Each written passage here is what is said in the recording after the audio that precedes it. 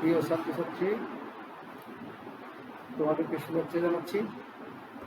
আমি আজকে রসায়ন দ্বিতীয় পত্রের প্রথম অধ্যায় পরিবেশ রসায়ন, তার মধ্যে প্রথম অংশ গ্যাস সূত্রসমূহ নিয়ে আলোচনা করব। তো আমি আশা করছি তোমরা সকলে ভালো আছো। সবাইকে শুভেচ্ছা জানিয়ে আমি আমার আজকের পাঠ্যক্রম শুরু করছি। প্রথমেই একটি বিষয় বলে রাখি, এই প্রথম অধ্যায়ে গ্যাস সূত্রসমূহের পূর্বে দু একটি বিষয় আছে। তোমরা এই বিষয়গুলো একটু পড়ে নেবে। তার মধ্যে আমি একটু বলে রাখি, তার মধ্যে প্রথম হচ্ছে বায়ুমণ্ডলের স্তরসমূহ, তারপর হচ্ছে বায়ু উপাদান সমূহ, এরপরে সাইক্লোন, ঘূর্ণিঝড় কীভাবে তৈরি হয়, এই বিষয়গুলো একটু রিড করবো। তোমরা পড়ে নিলে এই বিষয়গুলো জানতে পারবে। তার সাথে সামঞ্জস্যপূর্ণ বিষয় হচ্ছে এখানে এই অধ্যায়ে এই গ্যাস সূত্রসমূহ। আমি আজকে তোমাদেরকে গ্যাস সূত্রসমূহের মধ্যে প্রথম বয়েল, চার্লস, এই দুটি সূত্র পড়ানোর চেষ্টা করি। প্রথমে যে কোনো গ্যাস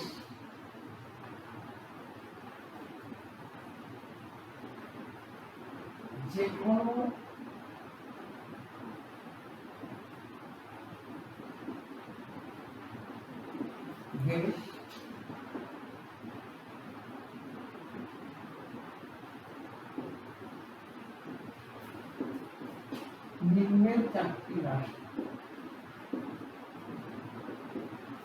যে কোনো গ্যাস নিম্নের চারটি রাশি।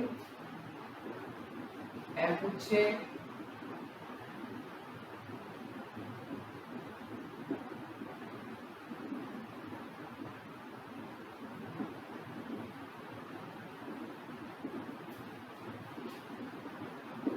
গ্যাসের মোল সংখ্যা, দুইভাবে গ্যাসের তাপমাত্রা,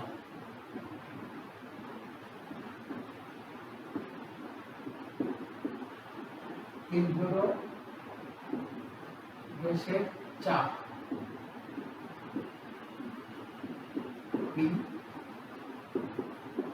চার হলো গ্যাসের আয়তন।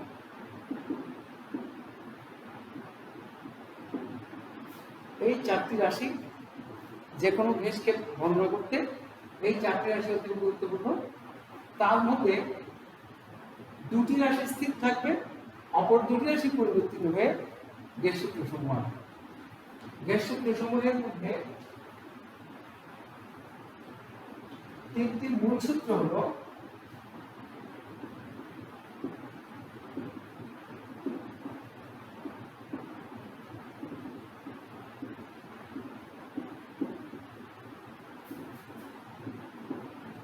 এক, বয়েল সূত্র, দুই, চার্লস সূত্র, তিন, অ্যাভোগাড্রো সূত্র। এছাড়া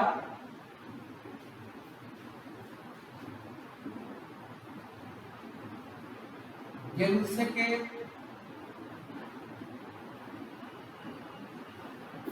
চাপের সূত্র,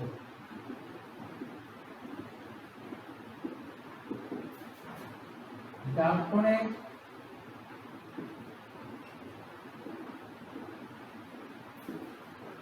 আংশিক চাপ সূত্র,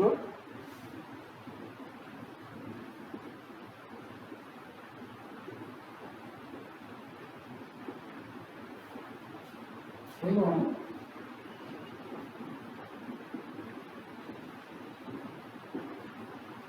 গ্রাহামের গেট ব্যাপন সূত্র উল্লেখযোগ্য।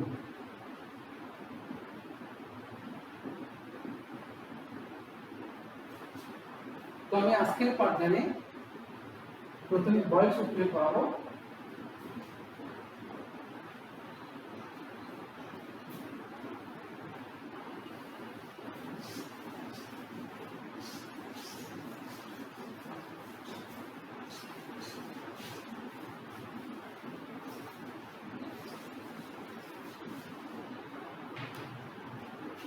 বল সূত্র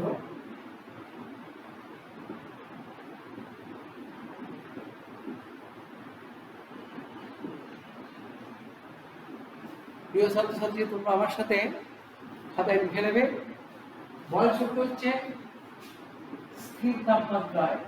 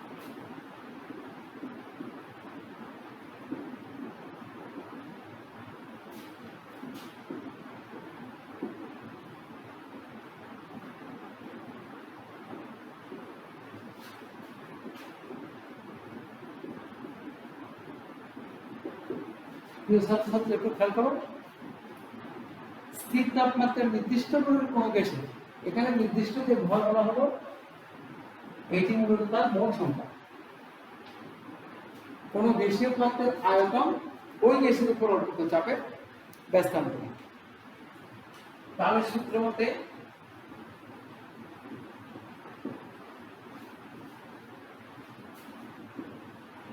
ভি হলো গ্যাসের আয়তন, V is proportional to 100 P,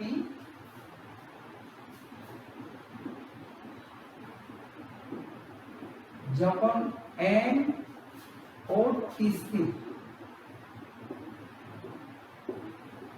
তোমরা সকলে জানো N হচ্ছে গ্যাসের মোট সংখ্যা আর T পরম তাপমাত্রা। তাহলে আমি সূত্রটাকে একটু ব্যাখ্যা করি। V equal to K into 100 P,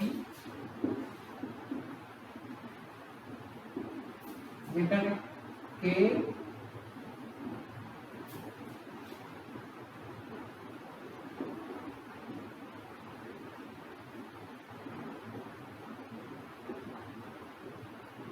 K হলো সমানুপাতিক ধ্রুবক বা PV equal to K ধ্রুবক। এটাই হলো বল সূত্রের গাণিতিক ব্যাখ্যা। তাহলে বল সূত্রটা দাঁড়ালো কি? স্থির তাপমাত্রায় নির্দিষ্ট বল গ্যাস, নির্দিষ্ট বল গ্যাস মানে এখানে গ্যাসের মোট সংখ্যা স্থির, নির্দিষ্ট বল গ্যাসের গ্যাসীয় পদার্থের ক্ষেত্রে গ্যাসীয় পদার্থের উপর অর্পিত চাপ, গ্যাসীয় পদার্থের আয়তন তার উপর অর্পিত চাপের ব্যস্তান্তর, মানে বীজ প্রশ্ন করবে কি এখান থেকে আমরা সমানুপাতি B equal to K into 100 P, এখানে সমানুপাতিক স্থলে কে বসলে এটা একটা সমীকরণ হবে। একে বলা হয় সমানুপাতিক ধ্রুবক। এই সমানুপাতিক ধ্রুবক নিয়ে অনেক ব্যাখ্যা আছে, পরবর্তীতে স্বাভাবিক ক্লাস আসলে আমরা তোমাদেরকে ব্যাখ্যা করে বলবো, ব্যাখ্যা করে দেখাবো। তো এখানে এই সমীকরণ থেকে আমরা ধ্রুবক পাই, এই যে বল সূত্রের গাণিতিক ব্যাখ্যা। এবার আমরা লেখচিত্রের মাধ্যমে এই বল সূত্রটি ব্যাখ্যা করতে পারি।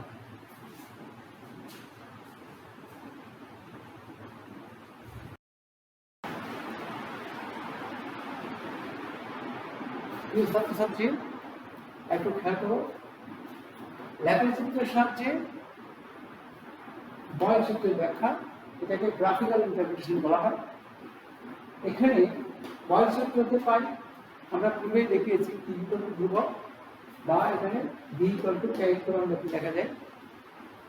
এরপরে দেখো নির্দিষ্ট তাপমাত্রায় নির্দিষ্ট করে গ্যাসের, মানে আমরা বয়েল সূত্রের তাপমাত্রা স্থির থাকবে এবং ভর স্থির থাকবে, মানে মোল সংখ্যা স্থির থাকবে। সেই জন্য নির্দিষ্ট তাপমাত্রায় নির্দিষ্ট করে গ্যাসের বিভিন্ন চাপ, মানে এক একটি চাপ প্রয়োগ করবো। যেমন এখানে এখানে চাপগুলো আছে, যেমন এখানে 1 2 3 4 5 এর একটা স্কয়ার বলতে পারে। বিভিন্ন ভিন্ন বিভিন্ন চাপে আয়তন, তাহলে এই একটা চাপে একটা আয়তন হবে, এই একটা চাপে একটা আয়তন হবে, এইভাবে ভিন্ন ভিন্ন চাপে ভিন্ন ভিন্ন আয়তন পাবো। তাহলে বিভিন্ন চাপে আয়তন বনাম চাপ বিন্দুবাদ করে আয়তন বনাম চাপ বিন্দুবাদ করলে নির্ভর অধিবৃত্তীয় একটি লেখচিত্র পাওয়া যাবে। এই অধিবৃত্তীয় লেখচিত্র এখানে অঙ্কন করা হয়েছে পূর্বেই। এই লেখচিত্র থেকে আমরা বুঝতে পারি স্থির তাপমাত্রায় এই প্রক্রিয়াটি সম্পন্ন হয় একে সমতাপীয় প্রক্রিয়া বা আইসোথার্মাল প্রসেস বলা হয়। এই স্থির তাপমাত্রায় এই প্রক্রিয়াটি সম্পন্ন হয় বলতে একে বলা হয় আইসোথার্মাল প্রক্রিয়া। এবং প্রাপ্ত রেখাসমূহ, প্রাপ্ত অধিবৃত্তীয় রেখা, এই রেখাটি অধিবৃত্তীয়, প্রাপ্ত অধিবৃত্তীয় রেখাসমূহকে সমতাপীয় রেখা বা সমষ্ণ লেখ বা আইসোথার্ম বলা হয়। এই বয়েল সূত্রের ব্যাখ্যায় আমরা আইসোথার্ম কি, এটি প্রশ্ন আসতে পারে। তো প্রিয় ছাত্রছাত্রী, তোমরা বয়েল সূত্রের সাহায্যে যদি বয়েল সূত্র লেখচিত্রের সাহায্যে বয়েল সূত্র ব্যাখ্যা করতে পারে এইটুকু লিখতে হবে। অথবা প্রশ্ন যদি আইসোথার্ম কি আসে, আইসোথার্ম বলতে কি কিছু আসে, তাহলে জাস্ট এই আমার বোর্ডে লেখা এই জিনিসটা লিখতে হবে। তো এর পরবর্তীতে আবার এই বয়েল সূত্রকে আরো দুই একটি ভাবে প্রকাশ করা যায়। তার মধ্যে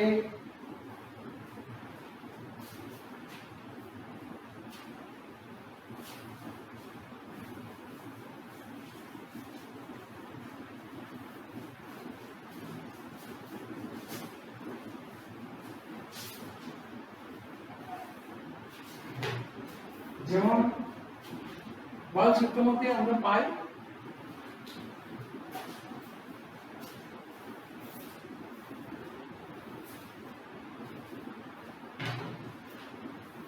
বয়েল সূত্রের মধ্যে pi V equal to tan two হবে পি।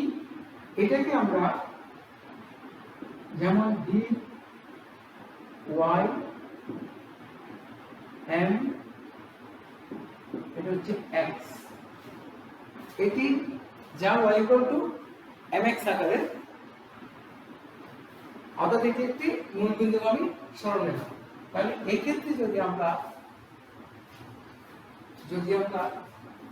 v বনাম 1/v বিন্দুবাদ করি তাহলে একটি মূলবিন্দুগামী সরলরেখা পাবো। এটিও আইসোথার্ম,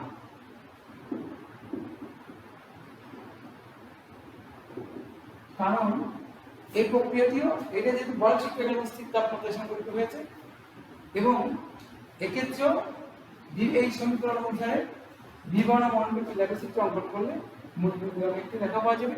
বয়েল সূত্রকে এভাবে ব্যাখ্যা করা যায়, তাহলে এটাও এই রেখাটি আইসোথার্ম। এবার আরেকটা বিষয়,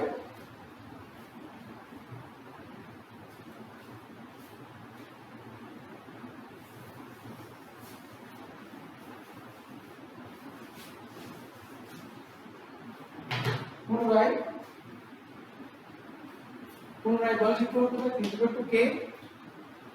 এক্ষেত্রে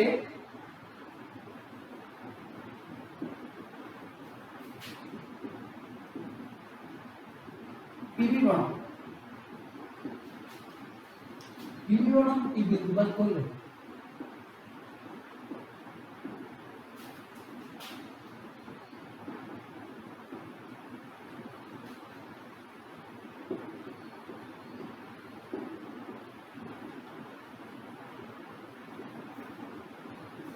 x অক্ষে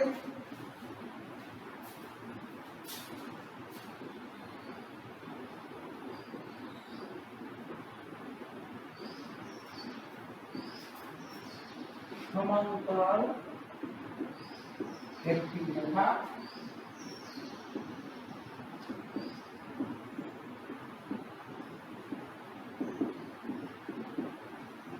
পাওয়া যায়।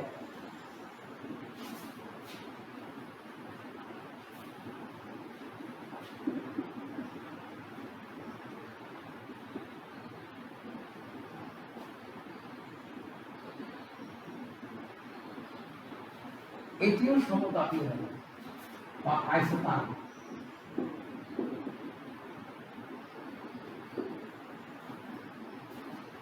তবে এটিতে আরেকটি গুরুত্বপূর্ণ কথা হলো, তোমরা একটু আমার বক্তব্য খেয়াল করবে, এখানে যদি কোনো দেশের ক্ষেত্রে চাপ ও আয়তনের গুণফল বনাম, যদি কোনো দেশের ক্ষেত্রে চাপ ও আয়তনের গুণফল বনাম কি লেখচিত্র অঙ্কন করলে এক অক্ষের সমান্তরাল একটি রেখা পাওয়া যায়, সেই দেশটি হবে আদর্শ দেশ। এবং